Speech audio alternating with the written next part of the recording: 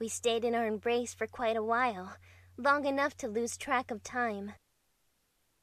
Right then, my mind was completely void of the memories from my strange dream, with its grotesque script and frighteningly detailed scenery. But still, there was one thing bothering me.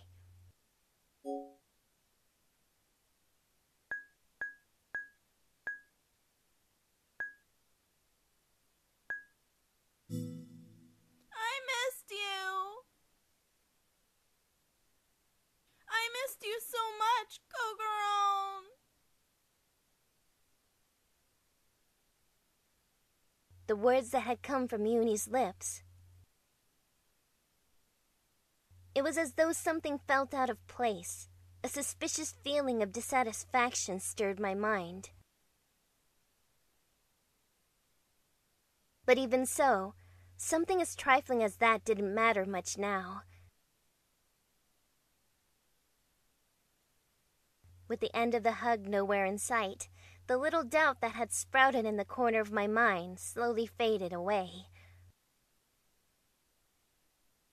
I had forgotten everything, becoming intoxicated with his warmth, as I continued to soak in the happiness of our reunion.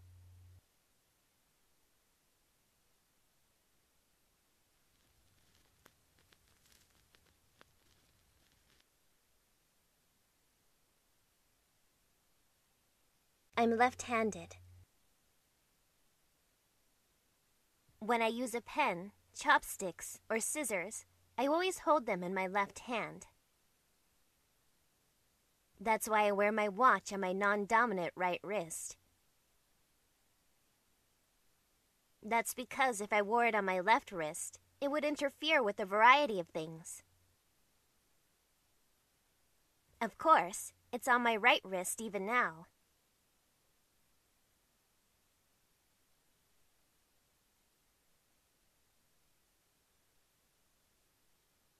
It was a wristwatch I had fancied and bought just the other day. The analog dial indicated it was 9:37.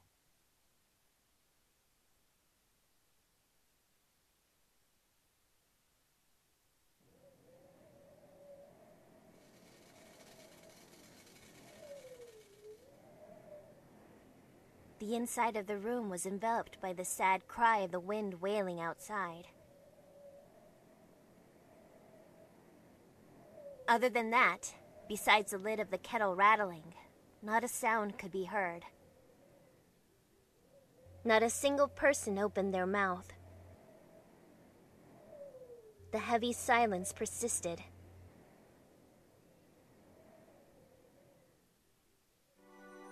The cup placed in front of me was already empty. The chamomile tea had truly warmed my body and calmed my heart. I'd also gotten used to the feeling of sitting on hard wooden logs. I put my back up against the wall and observed the others.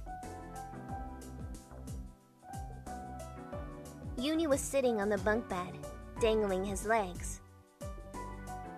His face showed boredom, but even like this, he was far more energetic than the Uni from my dream.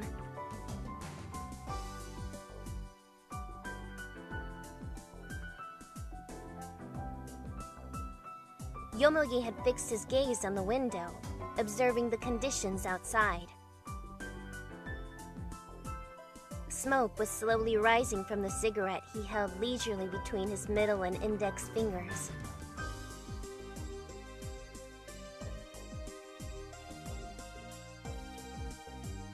The woman who was wrapped up in the numerous blankets hadn't moved an inch from her spot in front of the stove. She flicked a stray lock of hair behind her ear. There was a lovely elegance to her actions which, even though I was a woman, drew my eyes with its coquettish charm.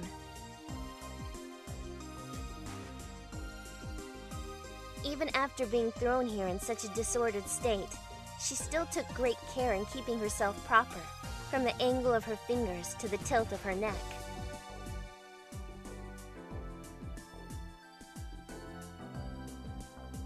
There were 4 of us inside the cabin, including myself.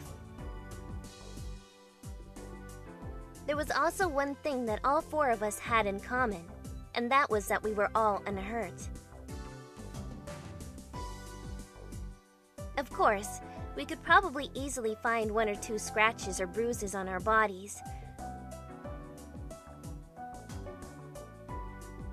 However, no one had any serious injuries. Our bones were fine, and all our insides seemed to be in place. It's not like I asked anyone directly, but that much was obvious from just observing the people around me. I don't remember a single thing about the crash, but I do know that the shock from it had to be tremendous. Yet here we are, alive and well. As I thought about it all, I couldn't help but think of the word miracle as well. Miracle. What a wonder it was that we were all alive here like this.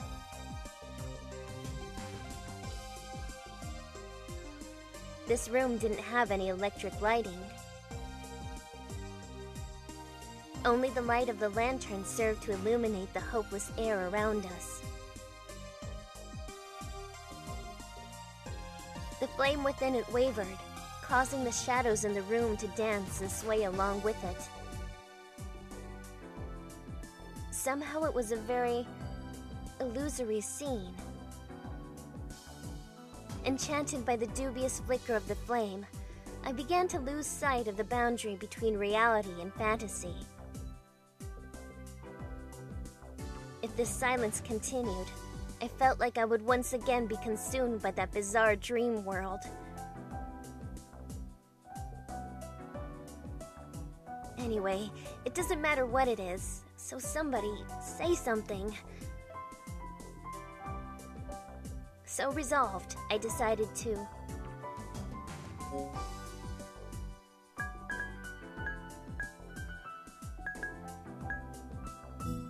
talk to Uni. Hey, Uni? Yes? The 4 of us are the only ones here, right? Yeah, I guess. Then, the other passengers... Uni's face darkened. The room has become shrouded in silence once again. Uni looked down for a second, then back up again, opening his mouth. You see, that's... I'll take it from there.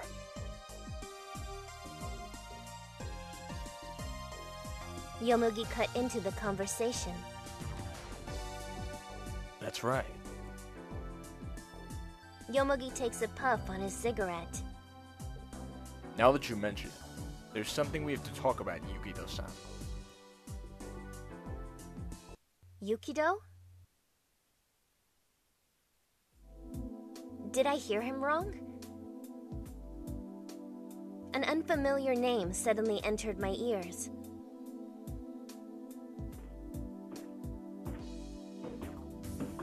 Yomogi left the window and made his way to the center of the room.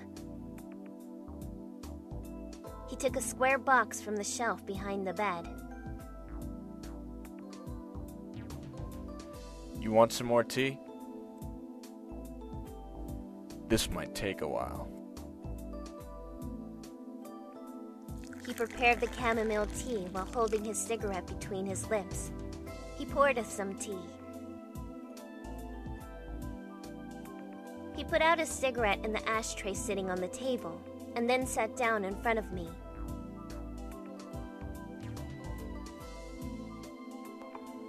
Well then, where should I start? How far back can you remember, Yukidoh-san? I'm pretty sure I can recall you saying that you remember everything about the crash. Again.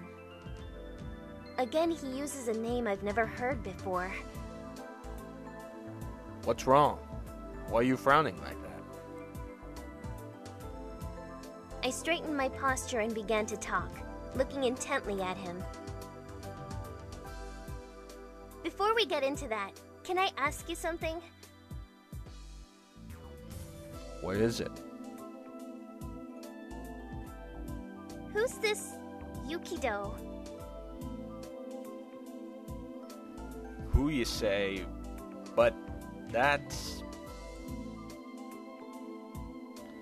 your name. I was astonished.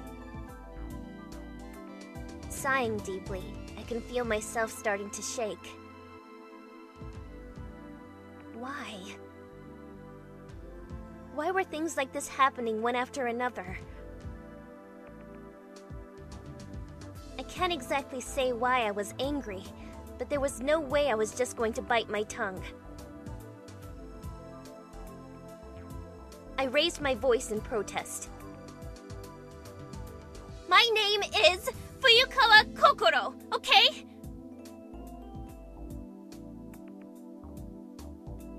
Really, I wonder how many times I would have to repeat myself like this. I'm tired of it already. Although, the other times I said that phrase had been inside the dream. Huh? Fuyukawa Kokoro? That's right! Fuyukawa Kokoro! Should I show you my student ID card? Or would my driver's license please you better?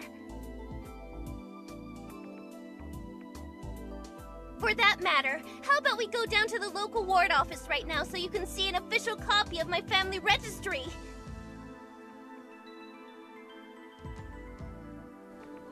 No, sorry. It seems I've somewhat made you angry. But originally, the one who brought up the name Yukidoh was you, so... Yomogi hesitated to speak. His gaze wavered around the room as he rubbed the stubble on his chin. Well, whatever. It's probably true if you say so.